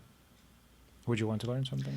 I would, but like, I don't think it's worth it for me that much. Cause like, I feel like there was a study in America where it was like, if you're getting robbed and you have like a gun, or like if you're in your house, the chances of you dying is actually more increased if you have a gun in your house than if you don't, because then it escalates it and stuff. I think there was something like that. I don't think the study makes sense when I say it out loud. Even if you're not trying to reach for the gun? Like, I think it's like, if you're getting robbed, for example, it's always better to like give them your wallet and stuff and then try to engage, because then, you know, there's a chance that you could get stabbed or killed and stuff. And I think the same logic was that if you have a firearm in your household and then there is someone breaking in, the study says like there's more chances of fatality if you try to engage. Than just calling the cops and locking the door. Right. I see these videos on social media quite often where they trying to show some moves to disarm a person with a gun. Yeah. I don't get that. I don't get that Just give either. them your wallet. Yeah, dude. And it's like $50, have it. Yeah. I don't want to get a new kidney. Yeah. Yeah, I would not try to like defend myself for $50. The first time I rode a subway in Toronto, I put my money in my under my shoe. I don't know why. I was like super nervous. I'm like, fuck. Oh shit! How old were you? Oh, you were 9? No. I lived in Richmond Hill and Newmarket when I moved. Right. I only came to Toronto when I came to film school. Oh shit! Yeah, so I never knew about Toronto as much. So I've been like, some foreign students been to Toronto more than I have. For the majority of my life, I've just been at Richmond Hill and Newmarket. How's it in Newmarket? Never been there. Boring. Okay. Quiet. I'm sorry. It used to be more farmlands, but it's just quiet. It's Right. just very boring. Old people. I like quiet. I do too. But turns out I like cities more. I used to think I just want to live in a quiet place, but once I moved downtown, I'm like, I just want to be around young people and just in a newer city. Right. It's much more fun. Yeah. Yeah. It's been a fun journey for like filmmaking and stuff, and it's still going on. But like I don't know, like being an artist is kind of fun but frustrating at the same time. How come? It's like you feel like you have all this potential and you want to like, show it to the world and like, obviously make money off of it and like, be remembered in history, depending on who you are. And like at the same time, you're the only person that believes that you have good ideas. When you haven't written a script or you're just like coming up with an idea, there's nothing in the world that tells you your idea is good. And the only thing that has you like going and driving is like yourself. So if you don't believe in yourself, there's no chance of you making it. Right. And it's like kind of insanity because like you're constantly telling yourself, okay, this is a good idea. It's gonna work. It's going to work. This is going to work. And then there's like no one else that are like behind you. Like obviously when you write a script and you have other people read it, they're like, yeah, it's gonna work out. It's good. It's good. It's good. It's bad. It's not okay. And then some people are saying it's good, but like at the starting process and the editing process, like you just have to believe in yourself. It's like I don't know. It's like investing, but when you're investing, you're just like, oh, I'm the only person that thinks this is gonna work. Do you ever have this feeling when you're done with some work, art related? Like you love it at first, you think it's amazing. Like this is the shit. People are gonna love it. Yep. And then after a while, like some time passes and you hate it. Like hate it First so film. much. My first film. First film? First film. I was like I could have done so much better. Right. But also I was also like it was my first film. I learned a lot from it. But yeah, I had that experience. Yeah, I get that with every song I make. Like when I'm making it, I love it so much, and then I listen to it for like hundreds of times, and then I cannot listen to it anymore. Well, it's also better too, because like think about it like this. I always thought about think about it if you were like a son of a rich director, and then you became a director through your dad's connection. I feel like if that were to ever happen and you were successful, I feel like it would be miserable inside. Because even if I get like, very nice house, car, beautiful wife, and, good friends and connection, I would still deep down be like sad because I'm like, I never really got to live. I never really got to struggle. I never really got to tell myself I made it this far. Because like at the end of the day, like I feel like when you grow old and you die, the only thing you look back and reflect on is like, what did I do and what did I do with what I had? And I think if I ever was rich and stuff, I kind of looked back at it. I was like, I just lived off of my dad's success and I was under his shadow. I never really did anything for myself. I was never had a name. That would just be like a sad thing for me to die. Right. Like, like you could buy a nice house and a nice car and you could live without stress of like student loans and stuff. But at the end of the day, like, that's all going to get old really soon. Like, it's like buying a new Xbox. It's like, holy shit, I'm so excited. I bought it. I own it. And then after like 3 months, you're like, it's there. Yeah.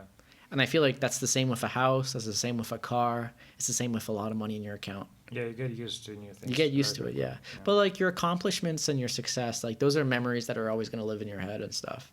So, I mean, if you make songs and you think they sound good and then you write it and they don't sound good, it's good that you notice that they don't sound good. A lot of people are like, no, I'm just gonna keep making more and just fucking same thing. I just need to pay for ads. That's how I'll get retraction. But that's the fun process. That's the fun thing. It's like learning and challenging. Like, why do we play video games? Because we want to get good at them. Right. It's a risk and reward. It's like starting from level 0 and then going up and up and up. It's knowing where you were and then where you are now. What do people like in Hollywood always fucking talk about? Oh, I used to do this and then I made it here. I used to be a fry cook and then one day I got the script and I did it. And you ever fucking hear about like Clint Eastwood's son talking about anything like he did like that like made him a huge accomplishment or like his background? It's like, no, it's his father's son. I mean his son fought. No. His father's son. His father's son, yeah. That made sense. For some reason, I thought it didn't. He has nothing to talk about instead of his thing because he just got, like, he was just born into a rich family and had huge connections and then had an amazing life, but boring one that he didn't really work for. And, I mean, there's nothing wrong with that. But I guess just for me and a lot of people, it's more fun knowing that you built something. I like the thought. Yeah. That was very interesting. Do you agree with it or no? Yeah, definitely. Yeah, like wouldn't it be so cool like you just do guitar and you keep making music and then you like make it and you're like 5 years from now. And then you just appreciate it so much more when you struggled. Yeah, like you're driving, you're driving down like the street, and then you see this apartment, and you're like, "Holy shit, this is where I made my song," Right. and that just feels so much more special and cherish it. Yeah, Yeah. it's kind of like that's kind of why I want to go for. And even like even if you don't make it big, right? Like my number one thing when I went to film school and I graduated was like I decided I'm not gonna make films just for getting famous and rich. I'm gonna make films that I like watching, and that's how I measure my success. Is like if I make something and I enjoy watching it, it's like kind of a healthy thing too. Right. Because like no matter like how publicized or like how well it sells or it doesn't sell, at the end of the day, if it's a good film and I like watching it, then That's true. I made something. Yeah. Yeah. People can like it like 20 years from now if they want. Yeah. What are your plans for the future? Like film-wise? Ideally, I got a lot of shit from my classmates when I talked about this, but I want to make a feature in my 20s. Feature in your 20s? Yeah, like a feature film. You're 24 right now. I'm 23. 23. And yeah, I want to make a feature in my 20s. So then by when I'm in my 30s, I have like decent connection. I could work off of it. And then in my 30s, I guess just slowly making more films. And then ideally, I want to be at a stage where I have a company and stuff where I could just greenlit good ideas and stuff and give people chances to make stories that they wouldn't be able to. Do you have the idea for the feature already? Like with something just a sketch? I do. I can't really explain it. There's some that I have one that I've always wanted to do. It's a detective story that takes place in a harbor city. And it's very like psychological in the sense that the main character talks to his like different like how there's the 6 deadly sins. Yeah. But instead of the 6 deadly sins, there's like intelligence, ego, and other stuff, and they kind of like follow him and talk to him. Like for example, he's like in front of this very pretty and shy, like beautiful girl, and then his intelligence in his head's like you should just ask her the questions and stuff, and then his heart or like his affection is telling her, tell her how you really feel, kiss her and stuff. I like that. Yeah. Shit. Yeah. I kind of see it in an anime or something too.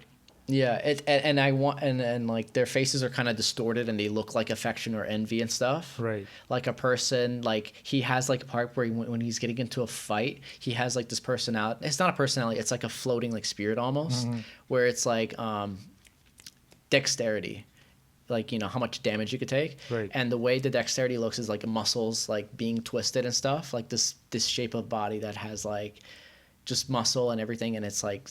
It has nails in its body and stuff. And then like intelligence would be like this person that like his head is extinct and then there's like a book on top of his head. Yeah. I want to watch it. Yeah.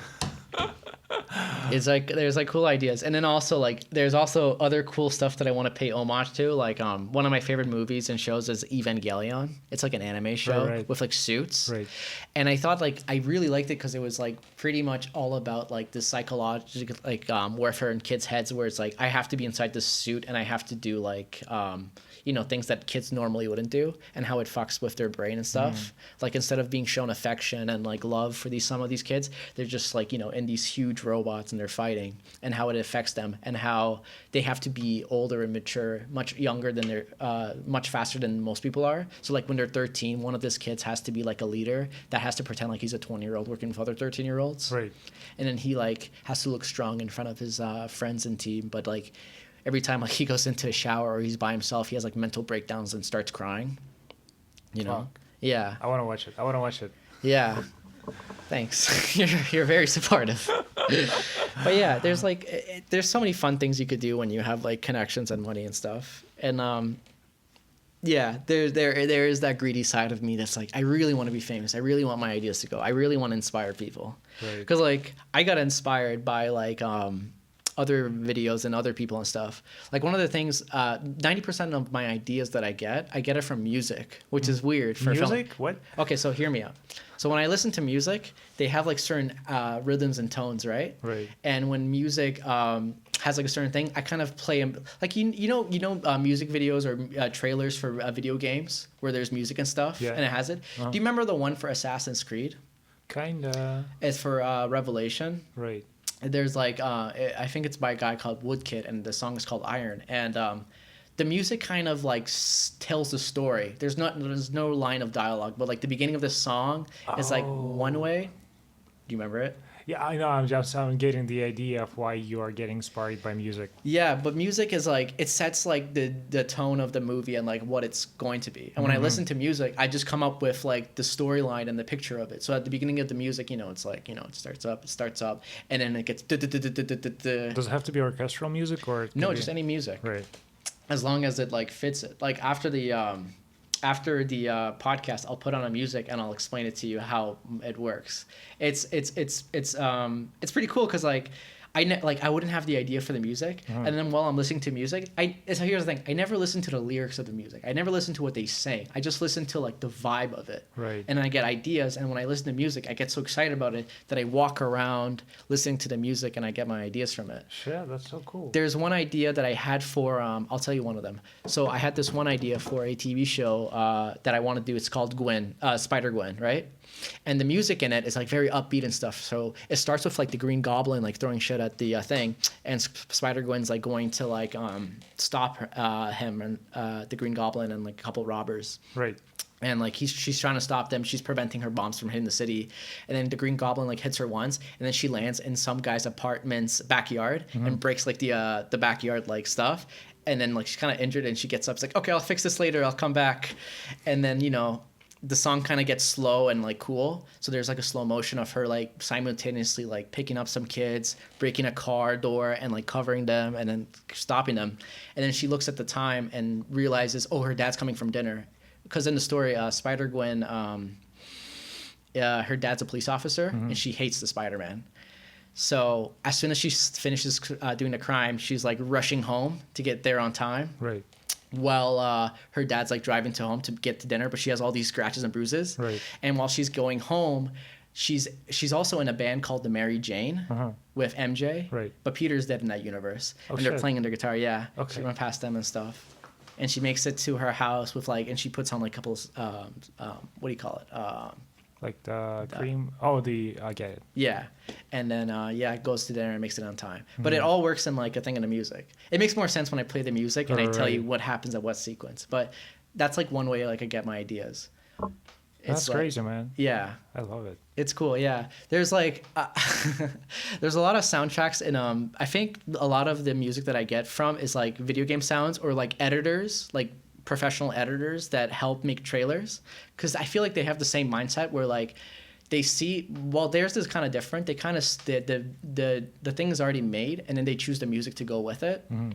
So the editor chooses and it's like, okay, this vibes well, and then I get it off. So when I'm looking for songs, I look for soundtracks in video games or sometimes in movies. Right. And then I get ideas from it. It always starts initially with like one action scene, and I'm like, I'm gonna build a story around it. I'm too interested in this character. Yeah. Wow. I'm learning things here. Yeah. There's different ways people get stories, but for me, most of my life, like I get these ideas when I was like 16 or 15, just listening to music.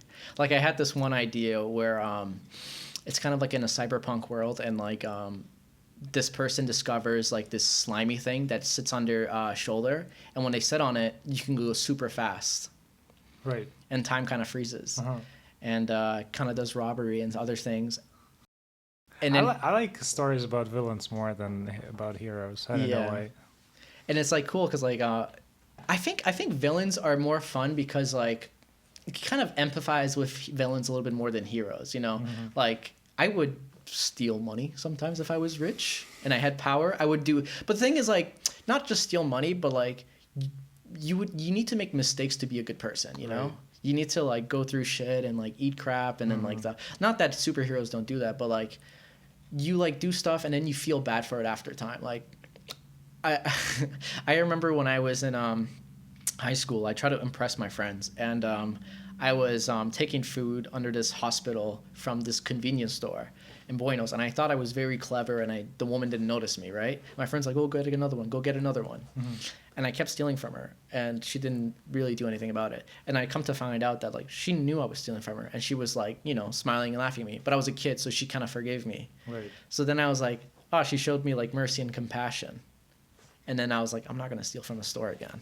Fuck. Yeah. Wow. So like, like I get why people empathize with villains more. Yeah. That's actually pretty deep. Yeah. It's one of the reasons why I try to remind myself when I get mad at like someone and stuff, like, you know, I was more arrogant than them. I was more angry than them. And, you know, not someone showed me the light, but, you know, someone was compassionate with me. And then it took time and it kicked in. I'm like, oh, I shouldn't do this. Right. Yeah. It's why it blows my mind away when people, you know, make mistakes and they go to, they face like really bad consequences, like go to jail or like they lose a loved one or they're in so much financial debt, you know? Yeah. Because like everyone that's good at something, they always, in order to be good at something, you need to like fail. Right. And like in order to fail, you need to try doing stupid shit. And Yeah, it makes sense. Yeah. Totally. yeah. Okay, I think we are out of time. All right. Sorry if I lectured too Oh much no, on no, this podcast. it was amazing. I loved it, man. It was so great. Yeah. Okay. Martin syrup. Martin syrup. Martin syrup.